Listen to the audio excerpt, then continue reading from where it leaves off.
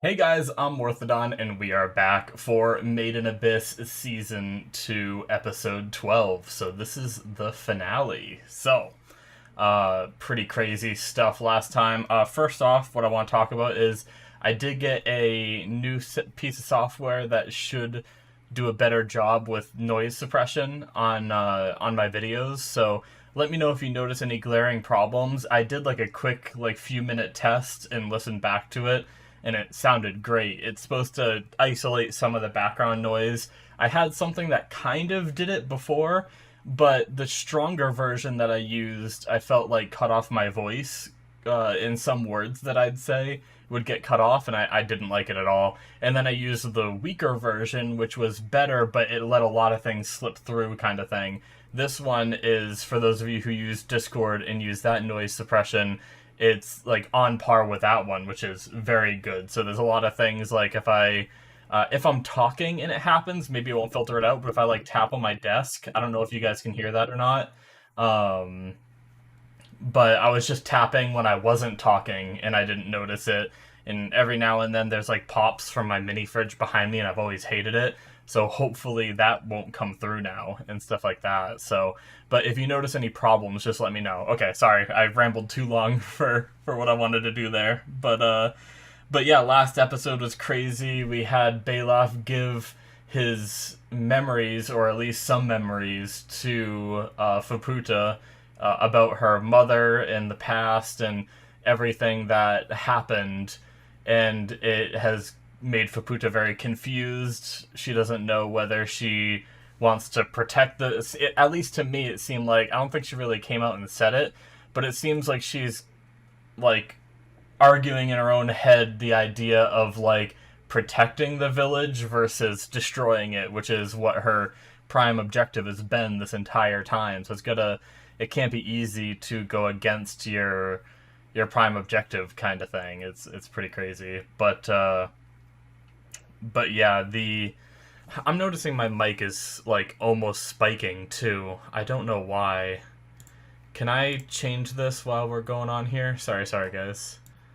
Um, Hopefully I can do this without messing anything up too bad. Okay, so man, it's still going into the red. That should be a little better though, hopefully. Anyway, as long as it doesn't fully cap out, I think it should be okay. But uh but yeah, I'm really excited to see this finale. What does Faputa choose? Last we saw, Faputa ate a bunch of her friendlies, which they kind of fed themselves to her too, so it's not like as bad. And the whole village is getting attacked by a bunch of creatures from the abyss. And she was fighting them off to originally not to protect them, but because they're supposed to be her targets and not theirs. But will that change? I'm curious where we go and how we wrap up this show. Yeah, let's get started, guys. We're gonna start here in five, four, three, two, one, now. Shit.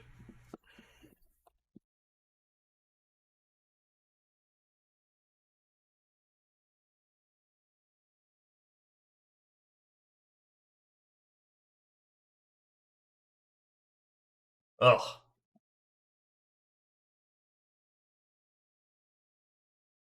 Jeez. How does he have like a magma sword that came out of him? How does that not burn him from the inside?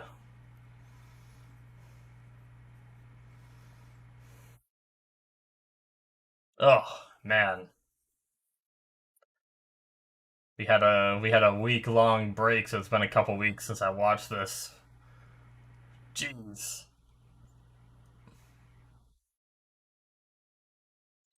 did his teeth break? Yeah,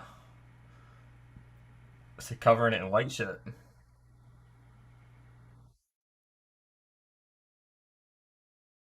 Ooh, interesting. Damn.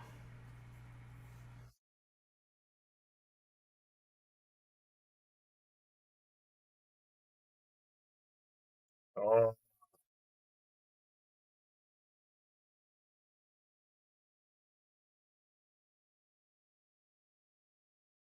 Damn. All right. I'm still, even with those lines, I'm not sure which which way she's gonna go. Maybe if I sat there and like really analyzed what she was saying, I could extrapolate. But the way she was saying it was like, "Hey, I'm a." She basically said like, "I'm a fool for." Coming to this conclusion in the darkness of like attacking the village and killing everyone, but and then like she said it all like, oh, so I'm not gonna do this anymore, but then she said like I'm fine with being a fool or whatever. So like unless I just like misread that real fast, man, my glasses are filthy. Um it seems like she's either still wavering or I'm just unsure which way she's gonna go. Does she protect these people? Or does she massacre them all?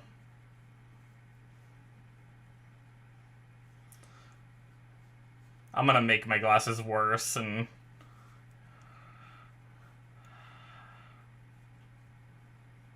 that's the best I can do for now. Eh, not much better, but I wanna watch Gold. Interesting. Is that the episode title? Hmm. Oh, is this flashback?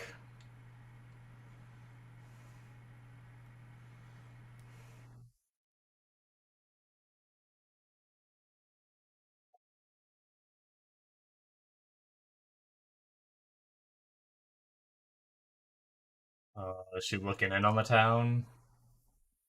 Oh. Oh, that's the first one,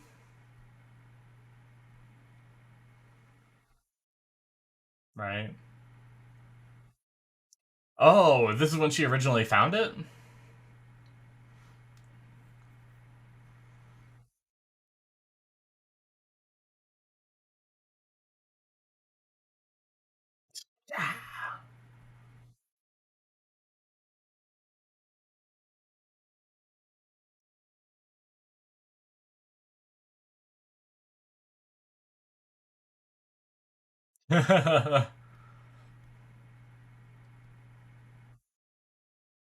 Hmm. Yeah, poop on him.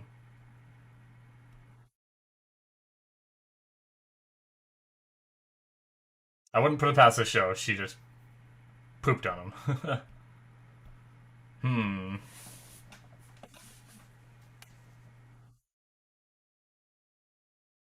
So she learns to talk through this. Is that it then?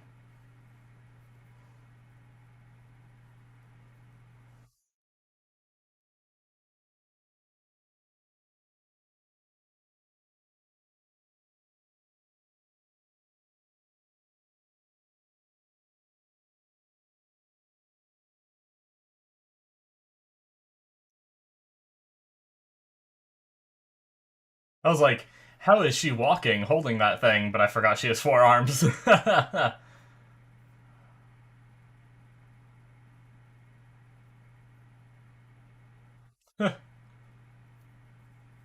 Ah, fixing himself up.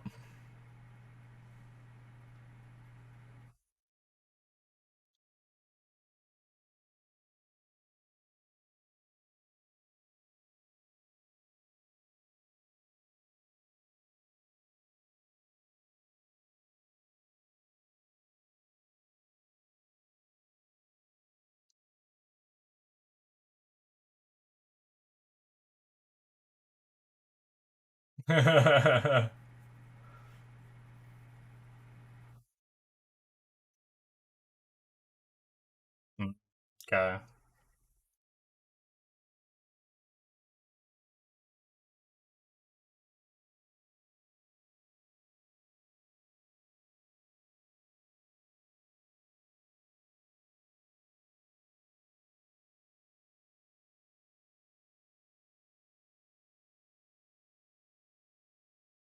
Hmm.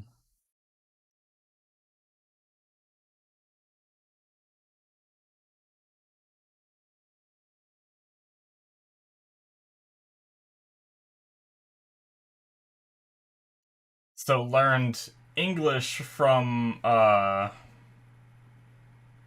can't remember the name of. I'm sorry, droid guy. Interference unit. I don't remember your name.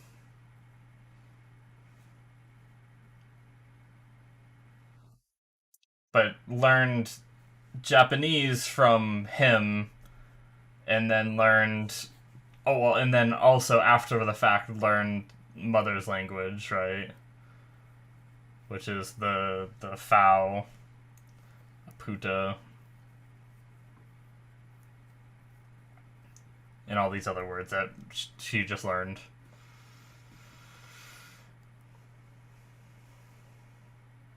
Here we go. Gabaroon.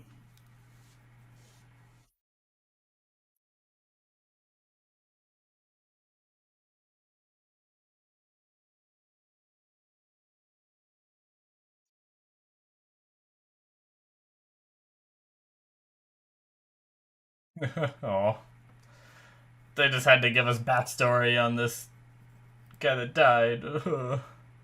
Oh,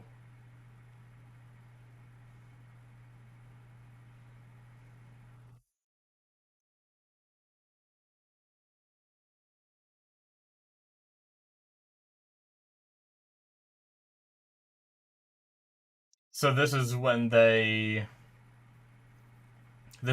came down here, and they were sleeping, and she came in here.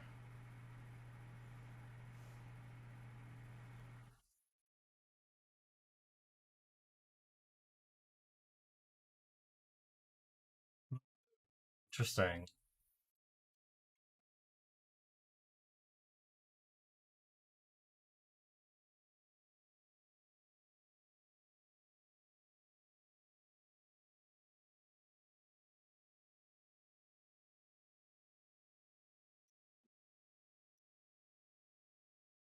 I, everyone thinks she smells good. I wonder if that's ever gonna be a thing.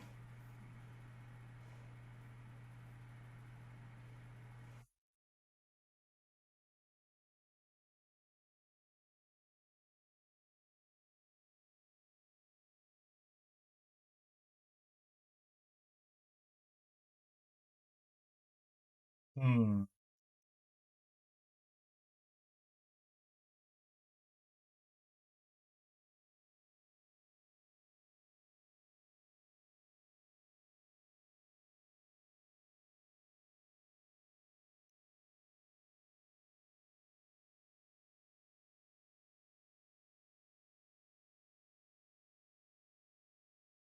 I was gonna say she's okay with using someone from the town, but hmm, damn.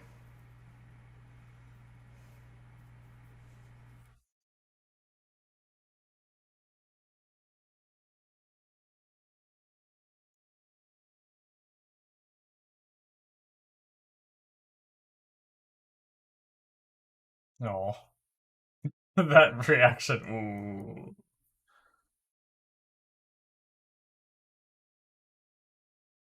shy.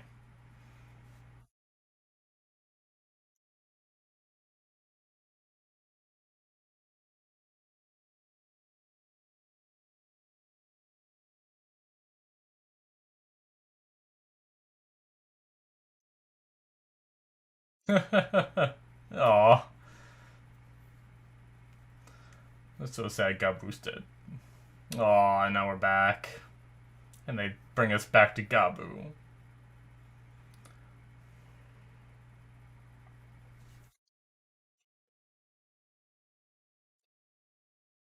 Jeez.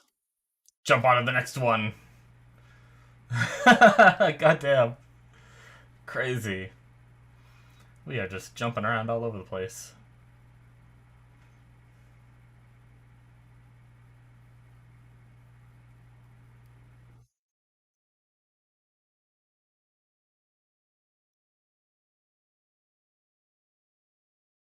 Another body for Magikaja.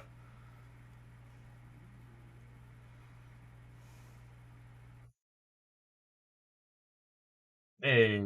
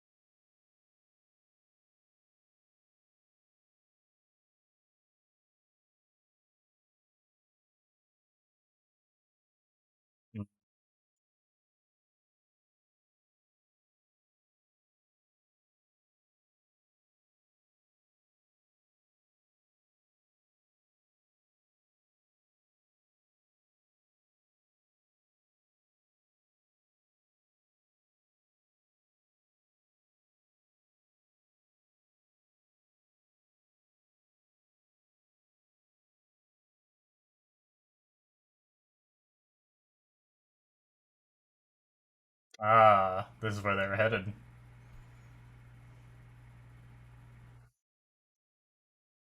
Jeez, look at him.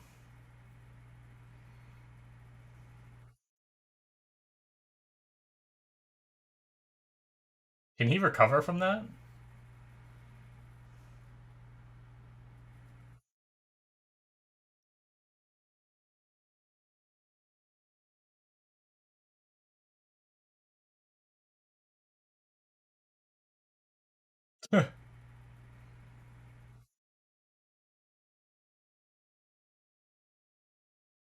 Hmm. Of course.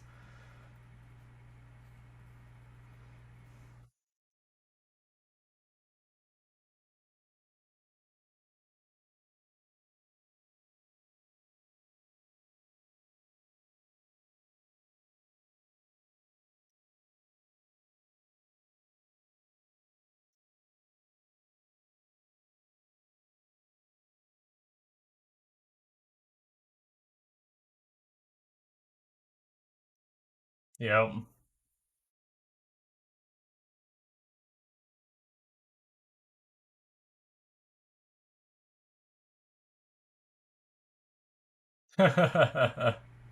Can no longer see that far ahead.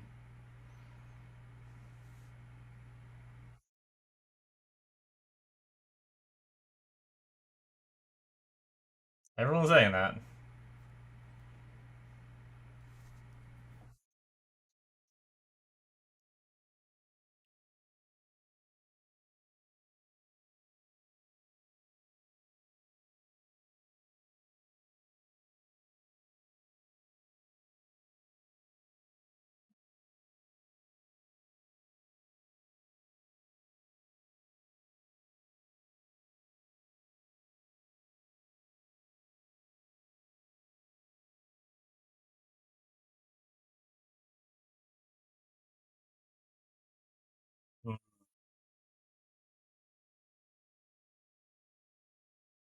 Oh, look at that person right in the front of that image before.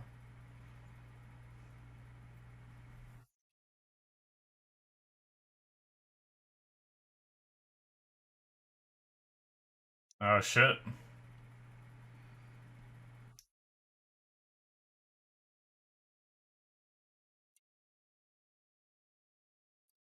Damn. So he's.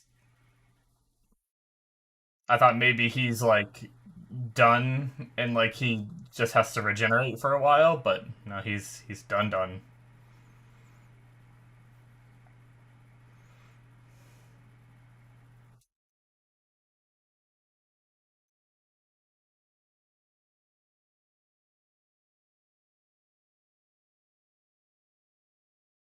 Hmm. Damn.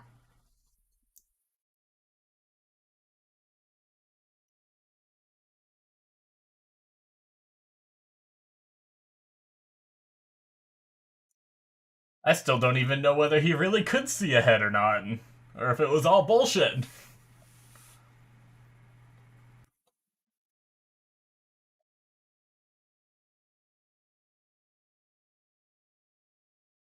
What's happening? Just fighting?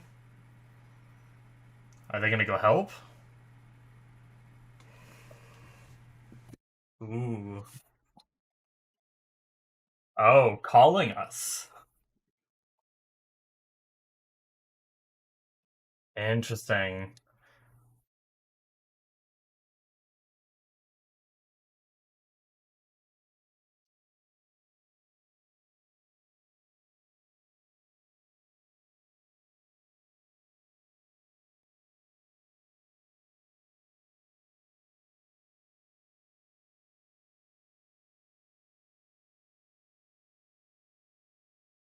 Okay.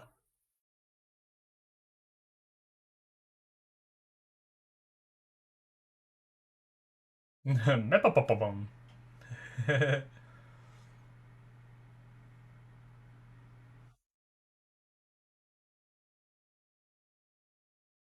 Ah. Did I read that right?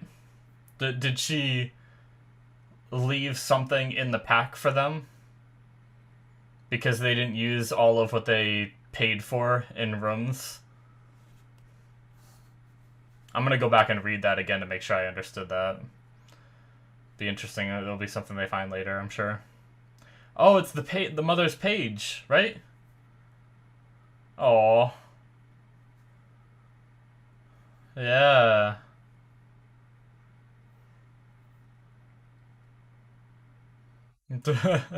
What a cut.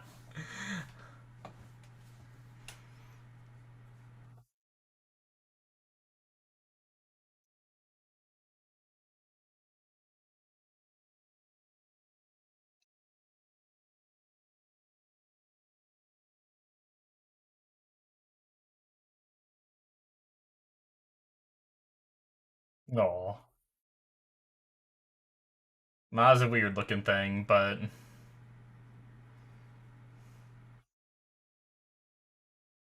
ended up being a little bit adorable too.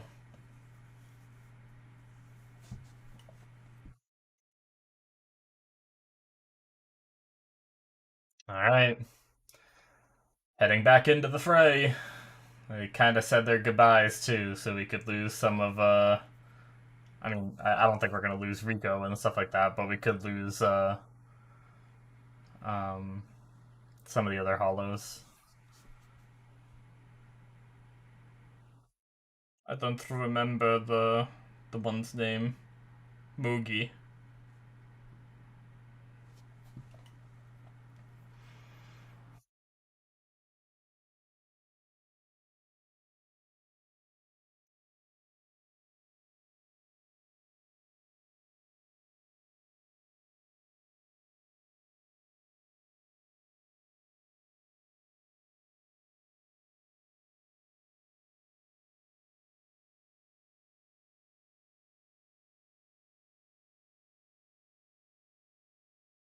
Uh,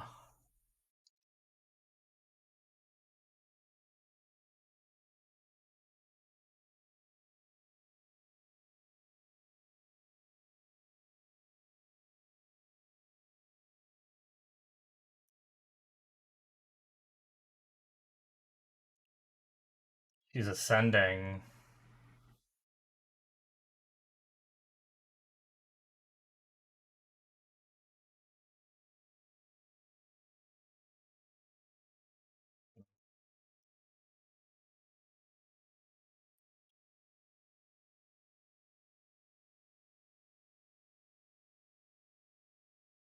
Aw.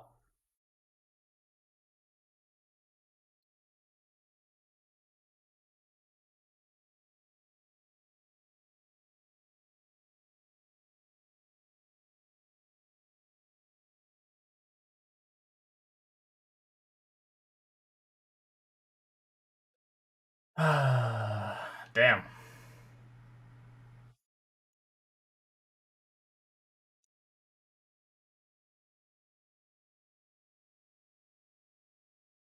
Are they still protected from the village stuff, or is she like ascending to her death?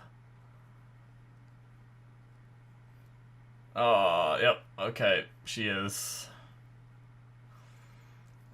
Damn.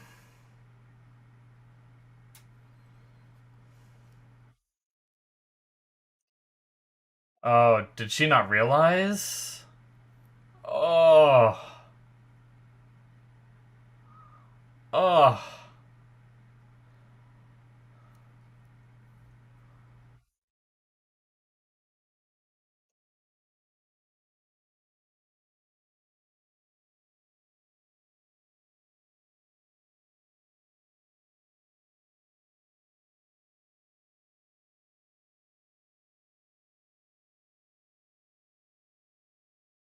Damn. Whew. That's actually pretty deep. That line, like, seems so simple, but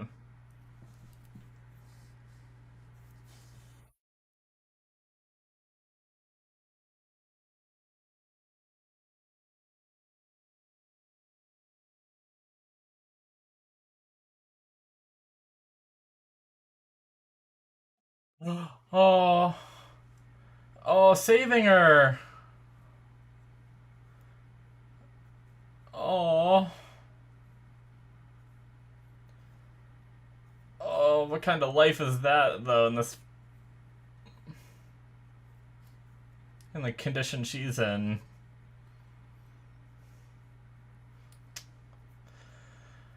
Damn.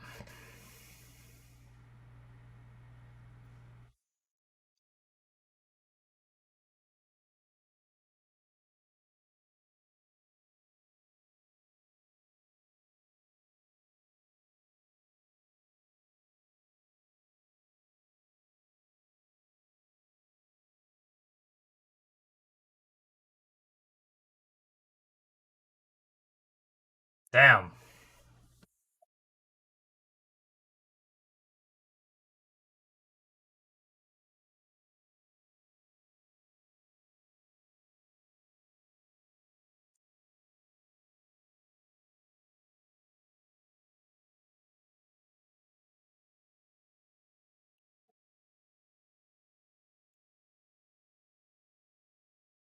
Hmm. Take her where? Oh, is that's Jeroimo getting eaten, isn't it? Oh, jeez.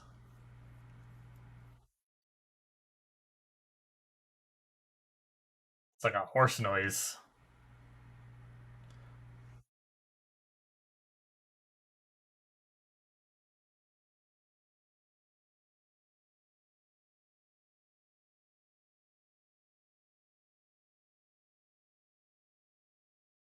Shit! More symbols! All the symbols! Oh. Oh.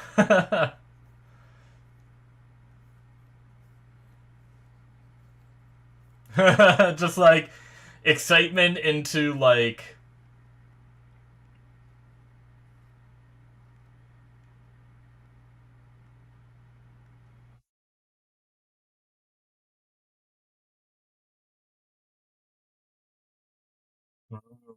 Okay.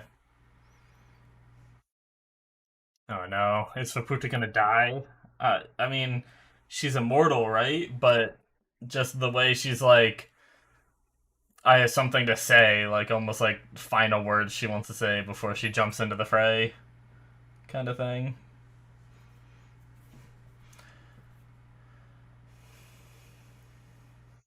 I like how there's still that link between the arm.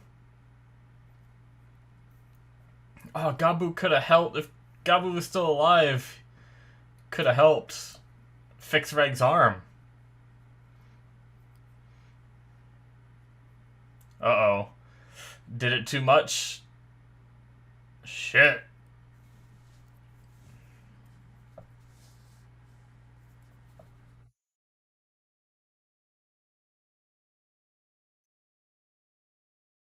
All out, baby.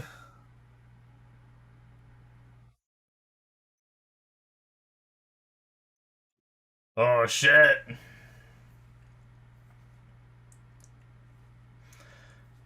Get over here. Ugh.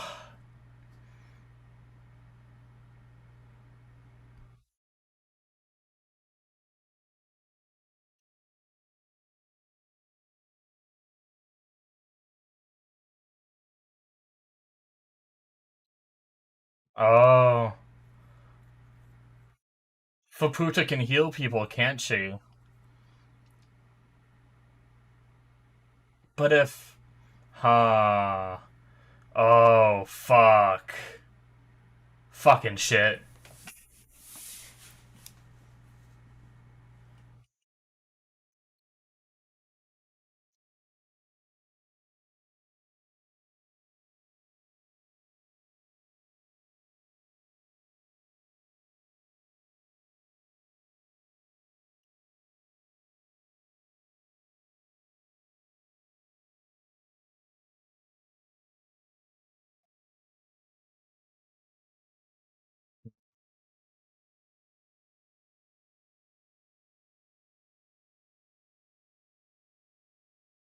Yeah, so They're okay with being consumed. I mean, I guess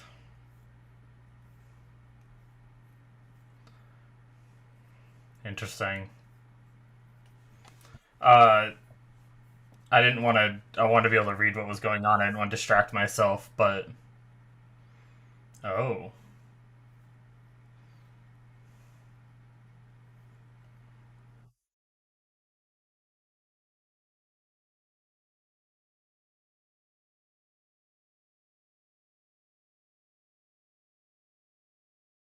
um, I could be wrong though. If Faputa's going to be consuming them all anyway, shit. What is? What are you doing? We'll talk later. Oh, breaking out the floor, making them fall. Is that enough to kill them though? Probably not, right? Ugh.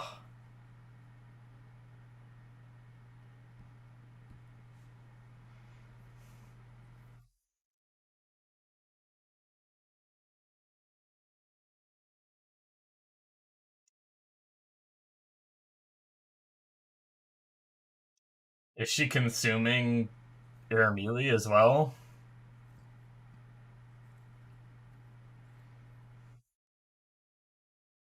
Oh shit.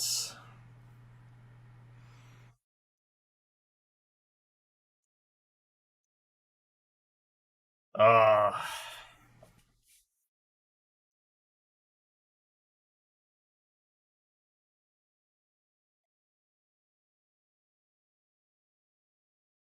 we still have no idea.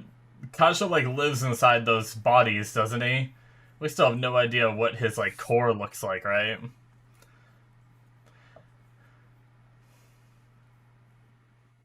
Vueko, to quickly say what I was thinking, Vueko eat Iramui, gets a part of the Cradle of Desire, makes a wish similar to Iramui, like fixes up the village kind of thing for people to live, but they're all consumed now, so I don't know if that's where it's going. But if you consume Faputa, you become or you gain access to that Cradle of Desire. That's what they wanted to happen to Rico, right? We'll wait and watch though. Sorry, I wanted to get what I was trying to say out real fast.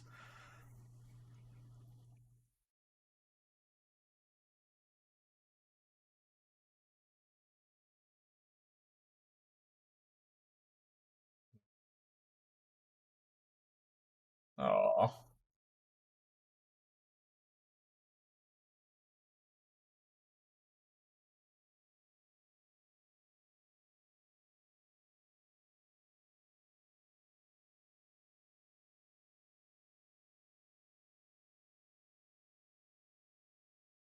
jeez.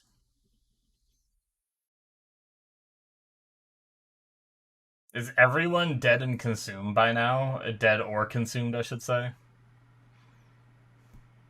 Last remnants of Balaf, that was, I believe.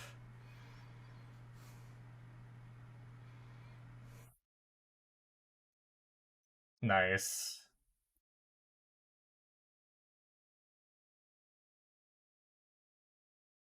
Damn.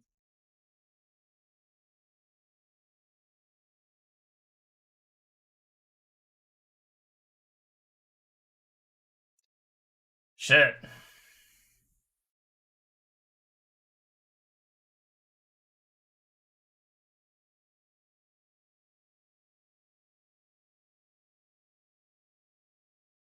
Yeah, get fucked, shitty creature.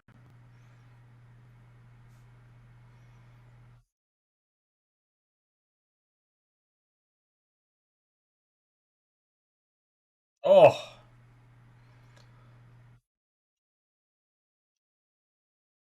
someone gonna help her.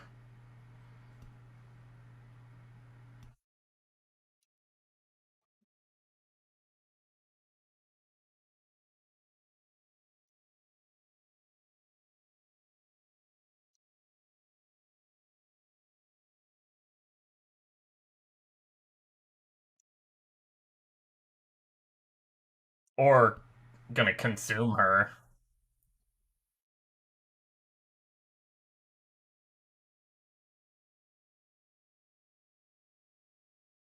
But there are a couple left too.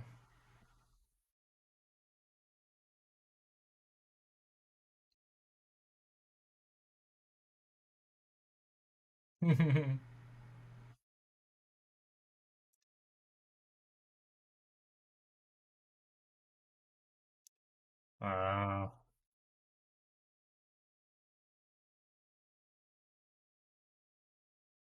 yes. I figured.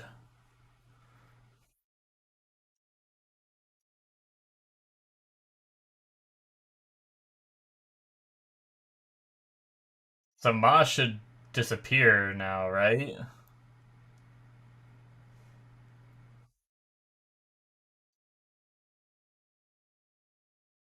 Oh.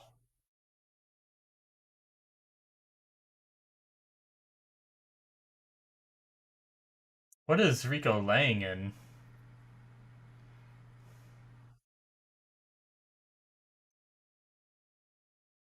Oh.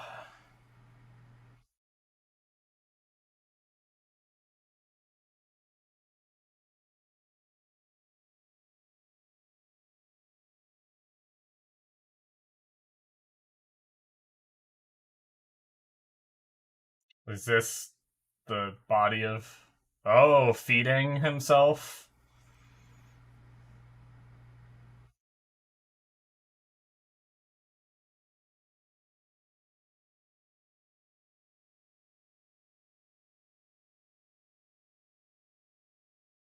Oh.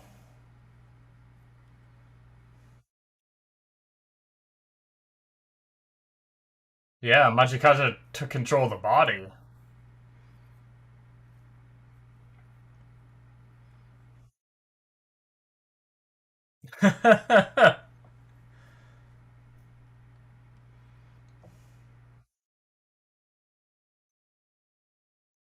Well, no more village on the sixth layer.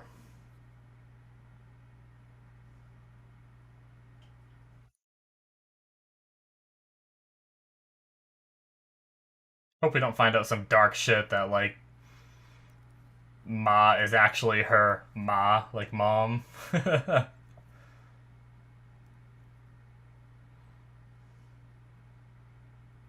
Aww. Ma disappeared, didn't she?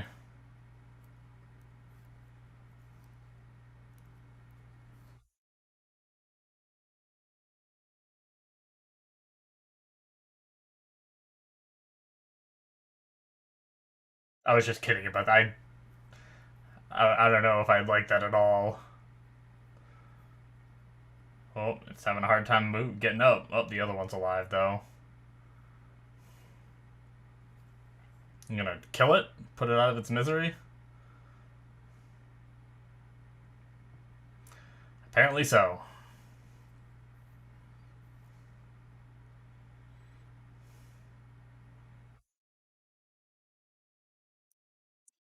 It's like it's mocking it. Finally, you're dead, you bitch. Jeez, even that. Everything becomes food, and it just walks off.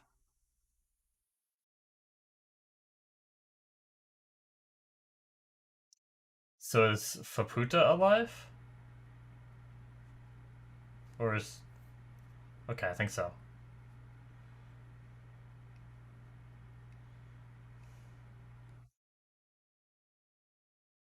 Oh.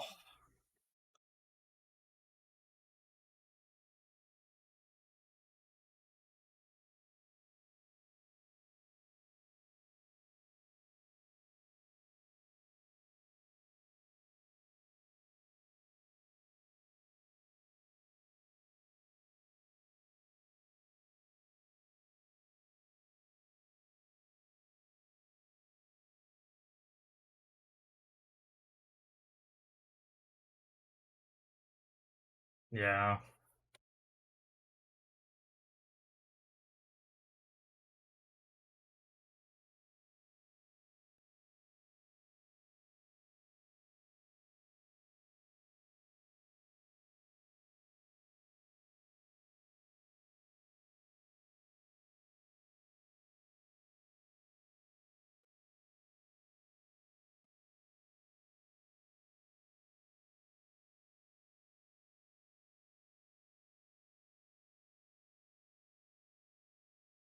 Oh, can hear her soul kind of thing.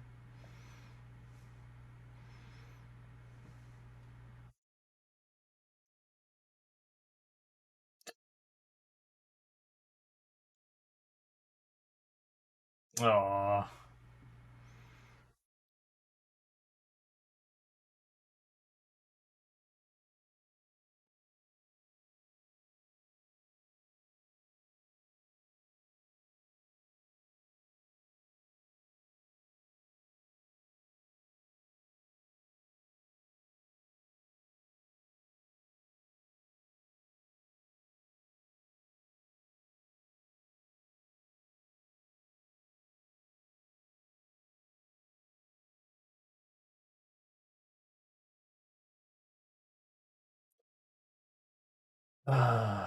man. I just realized how long I've been recording for. I completely lost track of time. This is a double episode, isn't it? This is 47 minutes. I had no idea.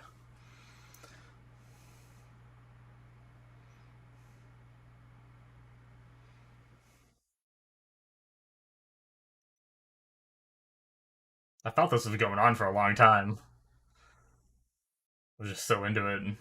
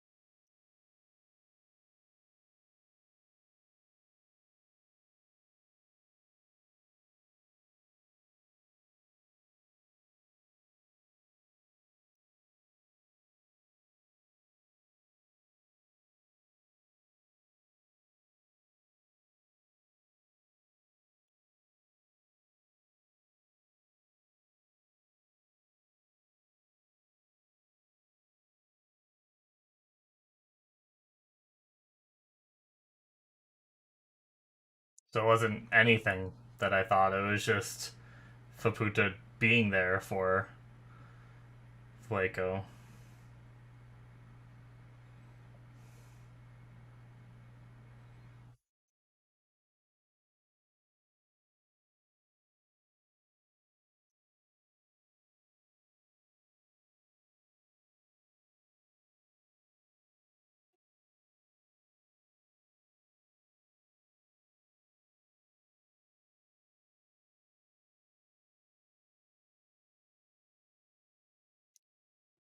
Fuck, man.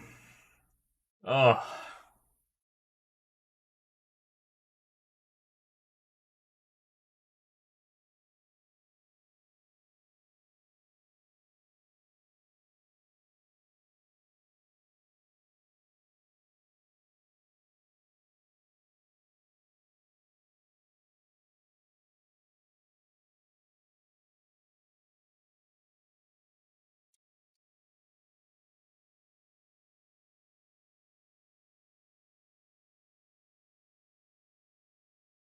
a headstone kind of thing.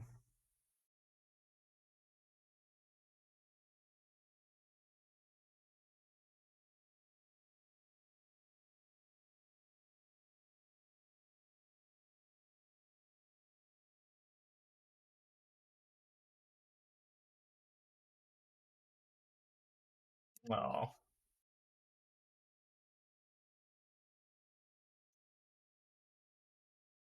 coming with us?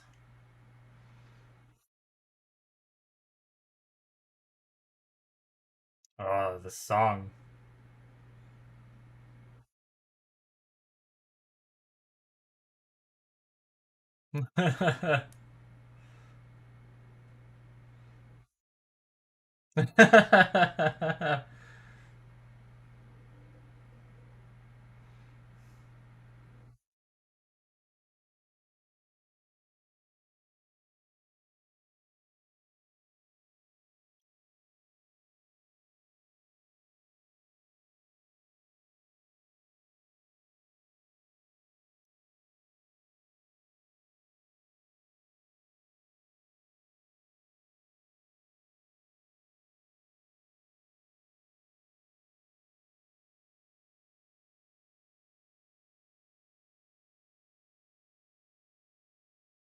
Man, this background song is good.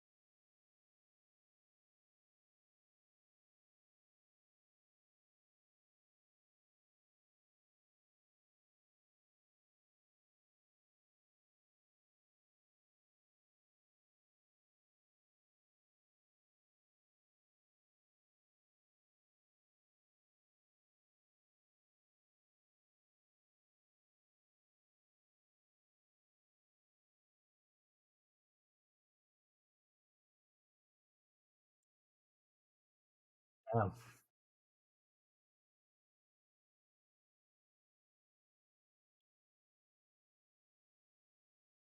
Bye. Ah, shit. Goddamn. That hit me pretty hard during the that last bit with Vueko talking to Iramui, and then like seeing them start tearing up and that song coming in at the end there, and like obviously I know like it was a little bit of happier tears in the end there, but it still got me going with that song and everything, and ah, oh, so good. Like there's so many disturbing things in this show, and like just I don't know, it's like it's crazy how I can see such disturbing imagery through this whole show and everything, yet still find so much beauty in it and everything.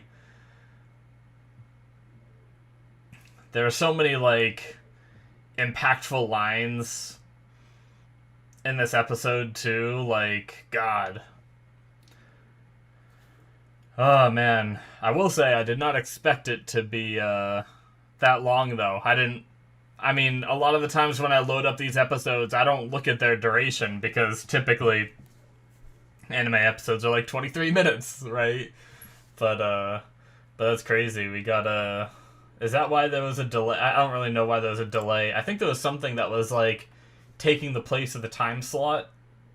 Um so they weren't able to show this last week, but anyways, that is it guys for episode 12, and that is it for season 2. So it seems like, I mean, Faputa said she'll think about it, but I think she will be going.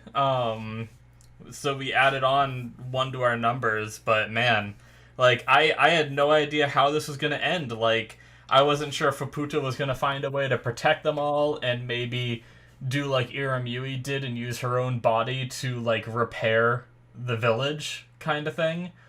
And then like part of the way through the episode, or like towards the end there when Vueko ascended and they brought her back and she was like, I'll do it when I'm back. I thought it was because originally they said that Wazukyan's plan, or at least they theorized that Wazukyan's plan was to have Rico get injured in this like attack, have uh Faputa give some of her flesh in order to save Rico, because I guess her immortality can like heal other people if they consume her, kind of thing, I guess. We never had any kind of like evidence of that or whatever. And then because Faputa is made up of these cradles of desire, Rico would get the power of a cradle of desire and be able to make a wish, which her wish is so hell-bent on adventuring that she would become a capsule kind of thing like Iramui did, but I imagine it'd be one that can move and they could head into the abyss with it, kind of thing. That's what I got from his plan. And so I thought, instead of that happening to Rico, maybe that'll be what, maybe not that same wish, right? But I thought Faputa was going to feed some of herself to Voiko in order to heal her a bit, and then she would make a wish through the Cradle of Desire. But no, it was really just Iramui being the offspring of Faputa being the offspring of Iramui. Voiko wanted to talk to her, and then towards the end it was really sad because originally Voiko realized that, she was talking to Faputa, but then towards the end it's like she was mistaking Faputa for Iramui, kind of thing, which was really sad. But man, like, one of the first things I want to talk about, just so I don't forget, I did write it down, it was so impactful, was I even just, like, kind of stopped writing stuff down towards the end there because I was just getting so into the story. Was, long forgotten I'm human. That whole line there where Voiko was walking up the steps, and there was that's what I was worried about. As soon as I saw that she was walking up the steps, I'm like, oh no, she's ascending, and this place is breaking down. Is that bad? Like, is she, like, I thought, it doesn't seem like Voiko planned to do that. I thought at first that she was going to, not sacrifice herself, because more like kill herself by ascending and doing all this kind of thing. But no, she just did it by accident. She didn't realize that the barrier was broken and before it was too late. Maybe there was like a part of her that did, but I think there was also the line of her saying that, like, I forgot long ago that, I'm human, kind of thing. And she also, I think there was a part of her that didn't think she was human. After all this time, after everyone else was converted, she didn't believe that she was still human, which it is kind of crazy that, and she, at one point here, she thanked Iramui that she was still human, kind of thing. And, so is that, like, to say that, because it's been a long time, it's been a lot of years, because as we talked about, like, they traveled down here before the whole town up there was made, which to me means it was before, like, I think at the very start of season 1 they say, like, the pit was initially discovered, like, 300 years ago or something like that. It might have even been longer than that. And I think, like, these people are kind of like the ones that originally discovered it, sort of. I could be wrong about that. Maybe the people that originally discovered it were the people in that village, kind of thing. But I don't know, in that civilization. But either way, it was before that whole city around the pit was created that they came down here. So she had to have been down here for more than a normal human lifespan, kind of thing, which means that when she was down there, like, wrapped in that goop, even though she wasn't hollowified like everyone else was, whatever that goop was must have had the ability to keep her alive all of this time. Either that, or it has to do with, like, time being compressed in the underworld, kind of thing, and maybe it hasn't been as long as It's always been very vague about that kind of thing. Like, maybe when you get down this deep, it's only been 10 years or something kind of thing. But, but yeah, just that line of her being like, I mean, I guess that also implies that it's been a long time too, right? Like for her, like it's been a lot of years because she forgot that she was human and she didn't think she still was, kind of thing. So it's not like it's only been a few years since all this stuff happened. But yeah, so whatever it was that Iramui did, it managed to keep her human while keeping her from aging to death, I guess. Um, which is just really, it was just such a deep line too, of like, after everything that happens, can you still call yourself human too, right? Like with everything that happened to Iramui becoming what she was, and all of your friends becoming these hollows, and the things you had to do to survive. It's like, are you still human after all that? And she found out that because she ascended the way she did, and she didn't disappear like the others did. She was turning into a hollow, which means she was a human. Like and it's also really sad because if she knew that, if she realized that sooner and this didn't happen to her, it's possible she could have survived and went on these adventures too, right? Because that means she might not have disappeared when the village like broke down, kind of thing. But man, going back to the beginning though, we got to see how Faputa met Gabu, and that was pretty sad because I mean it's just an interference unit, but I mean so's Reg, right? And we love Reg, and it would be sad to see Reg die, of course. And so I don't know why I think like any different, but part of me wants to be like, I guess the thing is that it's that dissonance of Reg looking more human rather than Gabu, who doesn't look very human. So it's like, when I look at Gabu, I'm like, oh, he's just a machine. I shouldn't care about this thing's death. But it's alive. It had, like, sentience. Like, it followed... it seemed to follow a set of rules and programming, but it still had an essence of free will, right? Because there were things that Reg could do that Gabu couldn't, right? Like, Reg wanted to find out like who created them and everything, but Gabu said that he wasn't able to, and he was hoping that Reg could do it for him, kind of thing. So it's just like really interesting and really cool that she was able to gather parts from him, and he was able to, like, I don't know how much of him was left, but like that was buried under that area, but however much was left, he was able to repair himself back up to being a working interference unit, kind of thing. And that makes me wonder is if Reg gets more of his memories back, does that mean he could have the capability of doing it too? I also still don't fully understand the markings in Fuputa's eyes. Sorry, I just kind of transitioned like crazy because I was thinking of Gabu, and then I was thinking about Reg, and then I was thinking about when Reg puts his helmet on, he gets some markings on there, and it looked very similar to the markings that appeared in Fuputa's eyes, but those were more like digital kind of thing. So I'm like a little confused at what they mean. Like why did we see them in Fuputa's eyes?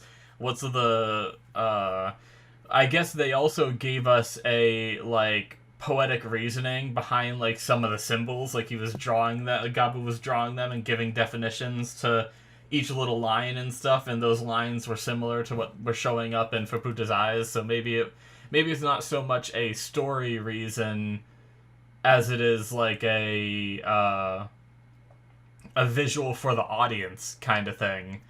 But I'm not 100% sure there. Maybe we'll learn. Maybe that's just something that we have to wait and learn more about. But but yeah. What did I? Oh, when it was really interesting when we had the flashback of Faputa going and seeing Reg, Rico, and Nanachi sleeping. Fuputa looked at Riko and was like, "This one's soul. Where did it come from?" Now we know that Riko. Oh man, I'm like having different theories all over the place while I'm trying to talk. Sorry. But like we know that Riko was placed inside of that relic of the abyss, right? Whatever it was called, I can't remember what the name, like if they gave it a name, what it was called or whatnot. But and she was stillborn, but then she, by being placed in that, she came alive. And now they always talk about souls returning to the abyss kind of thing. Is it possible that like the, I don't know, some like crazy shit of like the curse of the abyss is actually all the souls of the people who have died in the abyss kind of thing? And maybe that relic was able to pull in a soul from the abyss and put it in Riko kind of thing. And if that is the case, then something that just like as I had that epiphany thinking about it, it made me think like if that is the case, if Riko's soul, like the thing is like the definition of a soul is kind of like a weird thing, right? Like whenever a baby is born, is it born with a brand new soul, or is it a reincarnated soul that had a previous life kind of thing? Or is it both? Is like when a baby is born, they get a new soul, but maybe Riko, because she was stillborn, didn't have a soul, and now she does have a soul of someone who was once alive. And could that ever factor in? Like, could, like, with Faputa being able to kind of read and understand souls, could Faputa ever recognize the soul that's within Riko as something other than just being Riko's soul? Like, what was that being of, like, where did it come from? Like, what does that mean kind of thing? Like, I'm really curious as to that line. I almost want to go back and see it again if I can find it, because, like, it's just really fascinating to me. There's so many, like, I want this show to keep going because there's so many little things that I feel like are built up. Like, I feel like this show in particular, like, there's not a lot of shows that if they end early, I'm like, oh, I gotta go read the manga so I can know more kind of thing. But, I mean, assuming this is a manga, I think it is, because I know sometimes they're derived from, like, light novels and stuff like that. But whatever the source material is for Made in Abyss, I may have to go read it eventually if the show gets canceled, because I really want to know some of the bigger mysteries, and I want to know what's at the bottom of the pit and stuff like that. That's like crazy. So Faputa, Ishi regs Haku. Faputa senses the same as mother. So that line, is that referring to the fact that, because Faputa would have either not seen a human or not really seen one up close, right? Because she's seen the people that, she said she see people that go by with the stone people, which means if they're seeing white whistles, then they must know, she must know what like a human looks like, right? But is it because she's like this up close to one? Like, she probably avoided any kind of interaction with any kind of human that passed through before, and a lot of the humans are pretty fucking crazy that come down this deep anyway. Like, if you look at like Bondrewd, who isn't even quite human anymore, right? Kind of just possessing the body of humans, seemingly, as we learned from the movie. But just says like Faputa senses she's the same as mother. I'm just curious about what that, if that line could have a deeper meaning, or if it's just at face value of like, oh, she's a human like mother was. I'm not sure, but then she says, but something is different. This one's soul, where did it come from? It's just really interesting.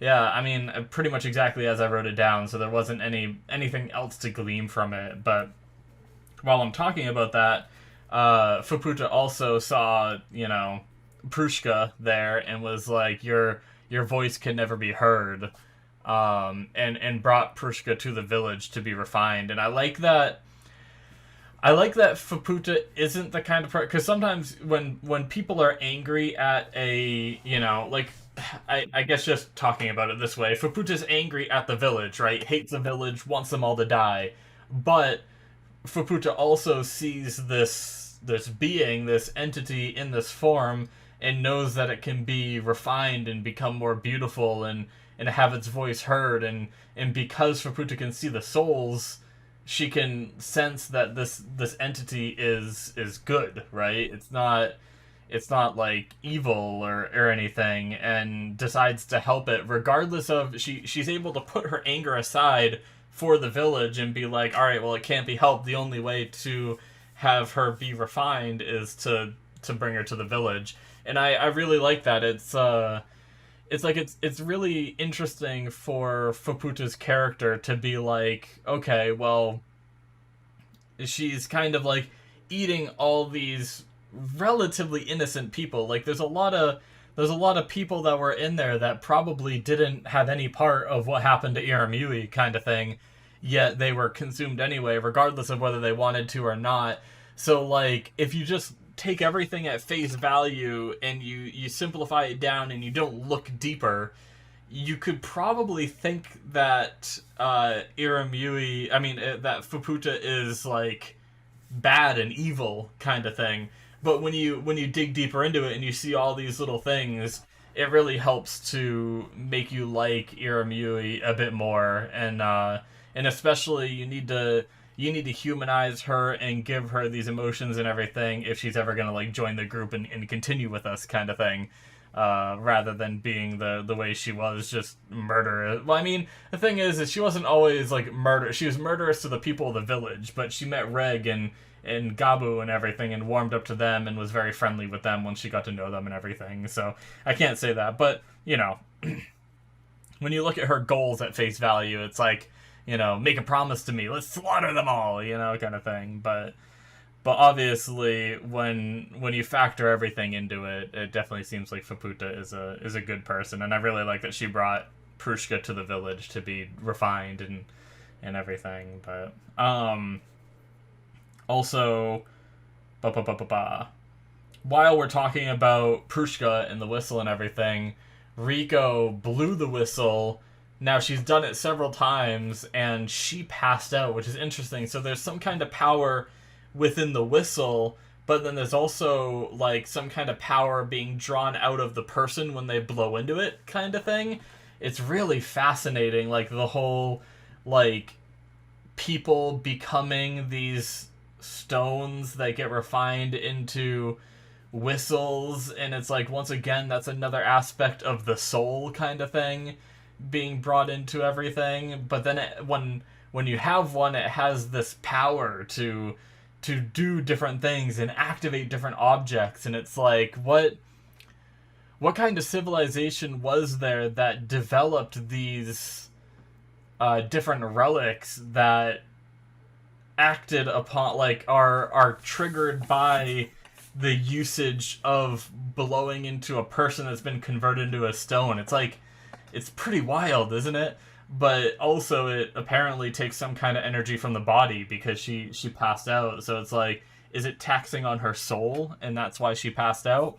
I'm not entirely sure, but it's like, all that is just so fascinating, and I don't know if it's anything that's gonna be like really explained, right? Like the different power systems in this world aren't identified well, but the one good thing about them not being identified well is they're not limited to what they can do, because as soon as you start identifying how the powers work in a world like this, and I'm not talking about like superpowers, right? But just like, like the hologram coins that they are able to hold that like apparently become linked to your being, kind of thing, like, and they like merged into like one physical object, kind of thing, at one point. It's like, how does that stuff work and everything? How does her blowing that whistle cause Rico to shed some kind of outer layer and become like all like white and glowy, like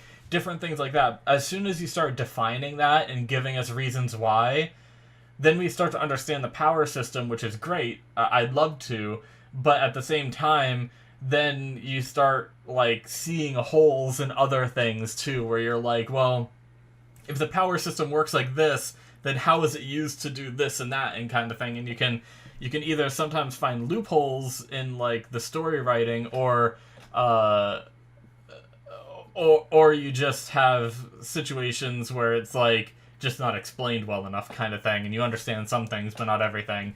Like a very simple thing of that is like you understand the Flash's power when you watch the Flash. One episode he is able to spin his arms really fast and fly off the ground, right? In another episode he says, like an episode a season later or something, he says like, what, I can't fly, how am I supposed to save this or do this, right? And it's like, well, you did last season. It's just one of those things that like when you start defining the powers too much, you got to remember all the different, when you're writing a story, you got to remember all the different usages of it as your story went, so that way when characters run into these situations, it doesn't like, you know, make the audience be like, well, why don't they just do this and that like they did a season ago kind of thing. So it's just it's just one of those things where sometimes when the power system isn't defined, it's better, but at the same time there's that like explorer, not explorer in me, but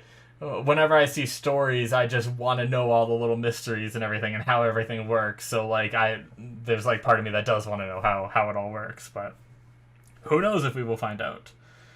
Poor Pakuyan. I mean, I know all the people in the village were either being consumed or disappearing anyway, but Pakuyan came in like a hero and threw Vueko away so she didn't die immediately. Oh, and then disappeared herself.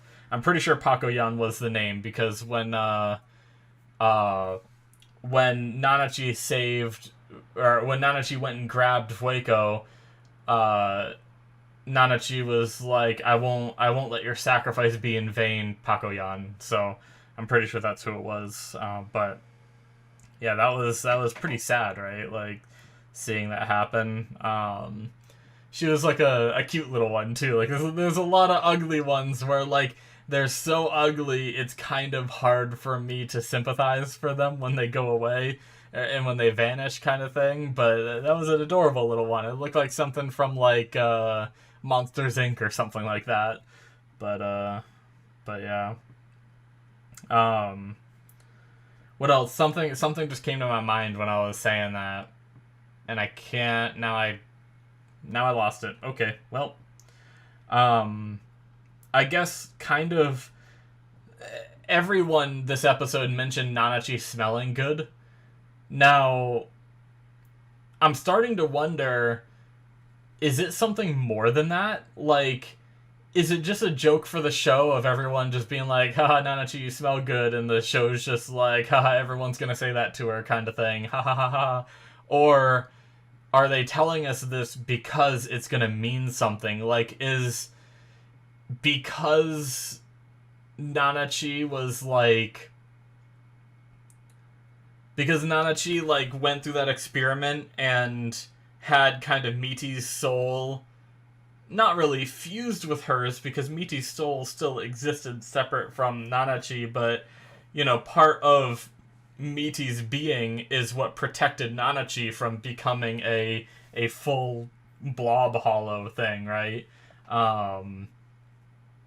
Is it going to be something where Nanachi's soul is more like enriched than anyone else's, and that's what makes it smell good to all these people kind of thing? Or maybe it's just something the show likes to reference. But the fact that it was like we had the past where Faputa came in and saw them all sleeping and was like, oh, this one smells good, and then we had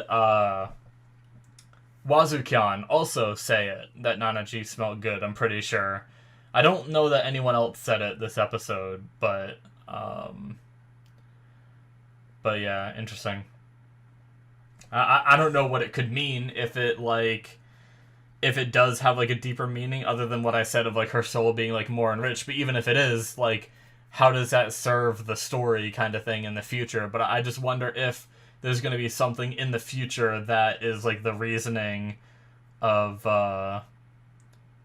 like everyone saying that, and it's going to be like an epiphany where we're like, oh shit, that's like everyone's been saying it and all that. But um that's just one of those things that I feel like I could overlook and think of as like a joke that anime makes kind of thing. And then because I overlooked it, it's one of those things where they then it comes back and I'm like, I should have thought of that kind of thing. But I just didn't think much of it. But man, this season was crazy though, wasn't it, guys? Like, there's just so many like brutal and crazy things in comparison. Like, the movie was brutal too. The end of season one was pretty messed up as well, but it's like we're getting into some like crazy shit. But we should be done with the sixth layer now, right? As well. So I imagine they're gonna be descending, which is makes me super excited for another season if we do get one, because a whole nother layer is exciting, right? Like, every layer we go down is just fascinating, and like, especially each season and the movie and everything, they've all been so different from each other that like I can't imagine what they're gonna do next, right? Like, initially we had them like leaving their town and like meeting the characters and descending into the abyss and everything, and we got to see a bunch of different layers in that first bit. But then we stopped and we spent a lot of time in the movie on the fifth layer with Bondrewd and everything, and that was like completely different. It was more of like a battle anime where we're watching like these fights happen against Bondrewd and everything, and we were really like isolated in that one space. And this season had like similarities to that in regards to us being like isolated in this town, kind of like this village, and the whole season took place on the sixth layer and in this village and everything. But like, obviously we're not going to go to the I doubt we're going to go to the seventh layer and see like another village. So like, what kind of things, like, are we going to be held up on the seventh layer for an entire season as well? And what's it going to be like? Because I feel like we had a rough idea of what the sixth layer was going to be like, right? But I don't know that we have any indication at all of what the seventh layer is going to be like. So the explorer side of me that loves playing video games, loves exploring new worlds and everything, and areas and zones and everything, it just makes me super excited to see more layers. Like, I just wanna, and like, I don't know, this world is so fucked up, I don't actually want to be there, but I want to like play it as a video game and explore the different layers myself, kind of thing. But yeah, man, there were so many, like, I talked about, I'm trying to like remember some of the more like really deep lines in this, but like Faputa had some too, of like, earlier on being like, the confusion I had before the opening of her being like, if I go back to that, uh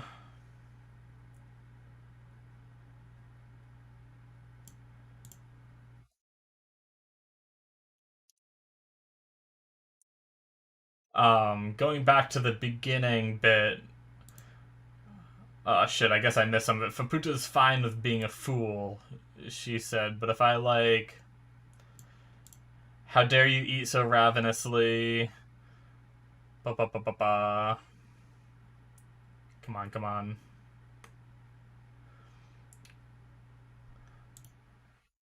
This is just not enough to put an end to this agitation.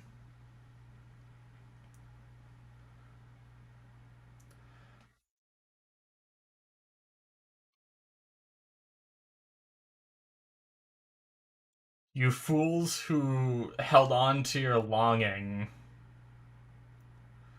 Faputa is the voice of mother and one of you. See, that's what like got me curious, right? Is saying that Faputa is the voice of mother and one of you. It started to get me thinking in the very beginning, like, oh, maybe she's gonna try to protect and save the village rather than consume it all. But she also mentioned like the fools and their longing and everything. And then she says, "A fool who saw the path she must take within the darkness." Um, so that's calling herself a fool for this path that was, I mean, at least my take of that line is this path of darkness that she saw this path within the darkness. So, like, it seems there like she's calling herself a fool. This path that she saw within the darkness, kind of thing. Maybe she's not gonna like destroy everything, but then she says, "And made it this far." Ba ba ba ba ba. And then she says, "Faputa is fine with being a fool." And then I'm like, well, wait a second. Okay, well, if you're calling yourself a fool for following that path in darkness, and then you're saying you're fine with being a fool, then maybe you are going to keep following this path that is born from the darkness, kind of thing. But yeah, it was just like the lines in this episode. There were a few other parts too, but I'm gonna be here all night if I sit here and look for each one. But there were so many lines that you can break down in this episode, and they're just so great. It was just incredible, and it's crazy because like the fighting wasn't anything too crazy. Like, I mean, not that I come to this show for the fighting, right? But like, it's just crazy how this show can be so disgusting and beautiful and impactful just from like seeing these characters living out their existence, kind of thing. It's really interesting.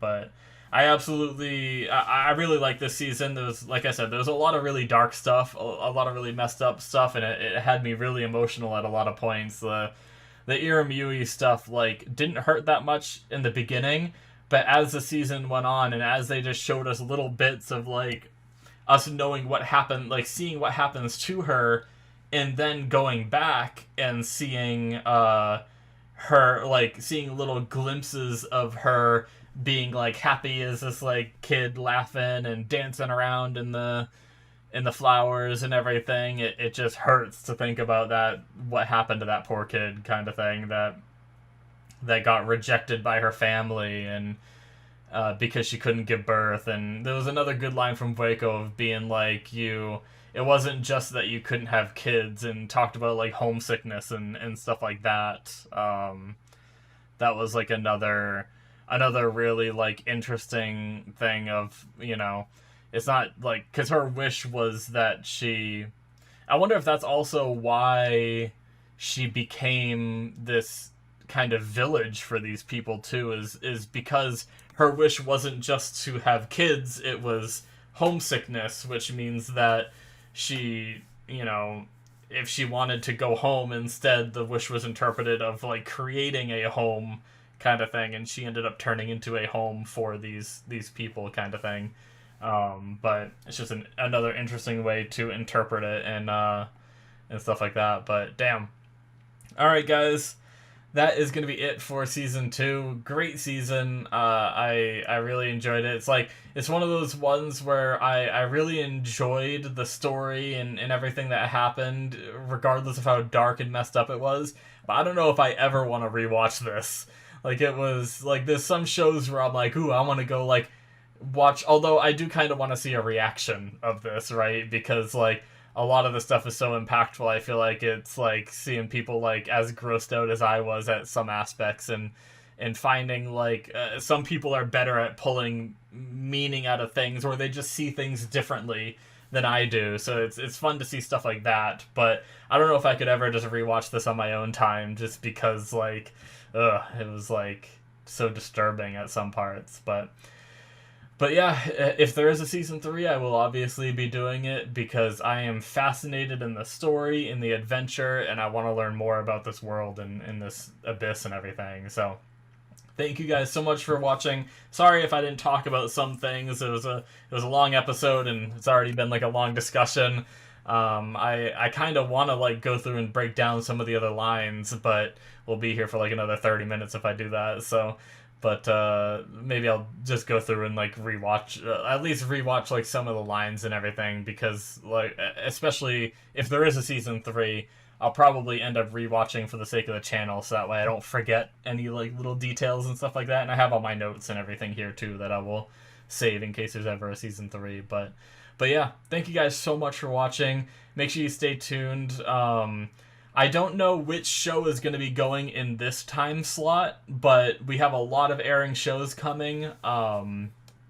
Things like, and I'm going to be trying to do almost all of them. There's one that I'm not going to be doing, but we have My Hero Season 6.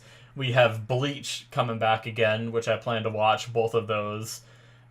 We have Chainsaw Man, which I've heard is supposed to be like pretty hyped up and everything, so I want to try to watch that as well. And we have Mob Psycho Season 3, which, unfortunately, for those of you that watch from YouTube, Season 3 is going to go on my Patreon, because I already did Season 2 as my Patreon exclusive show. So all of Season 2 is on there, and as soon as Season 3 starts, I'm actually waiting, because I finished Season 2 a few weeks ago. I'll be doing Season 3 as a Patreon exclusive show, so it's only available for patrons. Eventually, Mob Psycho will make it to YouTube, but not until I'm done releasing all the previous stuff that used to be exclusive kind of thing. I just slowly release it all from there. So if you want to see all that stuff way ahead of time, you can become a patron. The link is in the description below. And towards the end of this, it'll pop up on the screen as well. But yeah, so that's like, I guess technically 2 slots of those shows are ones that I'm replacing, but then the other 2 are 2 that I'm just gonna have to add temporary slots. I'm just gonna have to do extra stuff this coming anime season. It's gonna be a lot of extra stuff that I gotta do, but I want to do it because all of those shows I want to watch. I don't want to put any of them off until like, because some of them I could be like, oh, I'll just watch this one later. But, like, which one do I choose? Like, I'm not going to wait to watch Bleach later. I'm not going to wait to watch My Hero Season 6 later. Like, I mean, Chainsaw Man maybe, because I don't really know much about it. I've just heard the hype around it. But, I mean, if it's as good as people are hoping it's going to be, and I had a friend who read the manga who loved it, it didn't tell me anything about it, but just said that the manga was great. And I'm really excited for it, so I don't want to miss that either. And then Mob Psycho is, I mean, that's just replacing a Patreon show, so that's like also just like a freebie kind of thing. But yeah, I'll be doing 2 extra shows on top of what I normally always do in the coming week. So check all that out. There's going to be a whole heap of content coming for you guys. Hopefully you enjoyed all of this. Make sure you hit that subscribe button if you enjoyed. I already talked about my Patreon, but the link should be popping up now, and once again, it's in the description if you want to see the different benefits you can see there. Thank you guys so much, and I will see you in my future reactions. Bye-bye.